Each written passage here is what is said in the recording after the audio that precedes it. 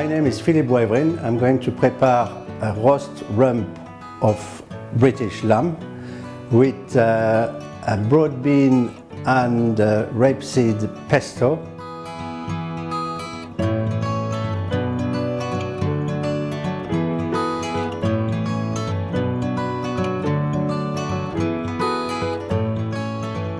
So here I have some fresh broad beans. So obviously they've been boiled and refreshed in ice cold water, then the skin removed.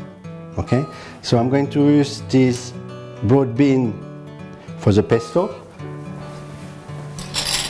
So I'm going to put the broad bean into a bowl. Pepper, some rapeseed oil, and then I'm going to crush these broad beans.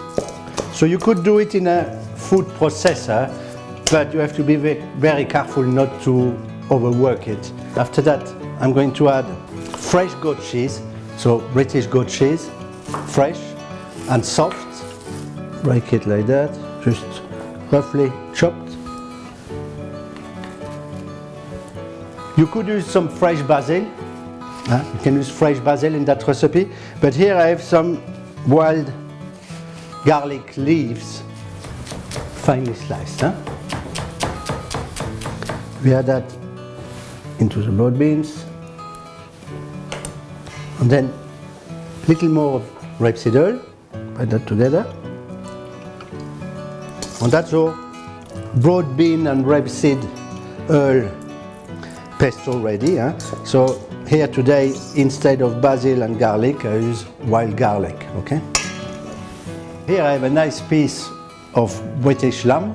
So I remove the excedent of fat, so it's nice and lean. I'm going to season it with sea salt, pepper,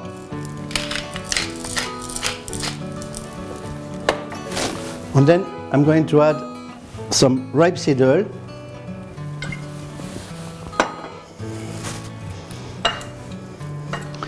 Okay, and now I'm going to leave that meat marinate for about 5 minutes in that rapeseed oil. Okay. So now I have a very hot pan, so a very hot grill, and I'm going to put the meat, and in the same time I have an oven ready at 180 degrees with ventilation. So we're going to give him a nice char grill mark on it. Okay, so on the side here, a prepared tray with a cooling rack. So I'm going to cook the meat on the cooling rack for about 8 to 10 minutes. I'm going to prepare the asparagus. I'm going to drizzle some rapeseed oil on it.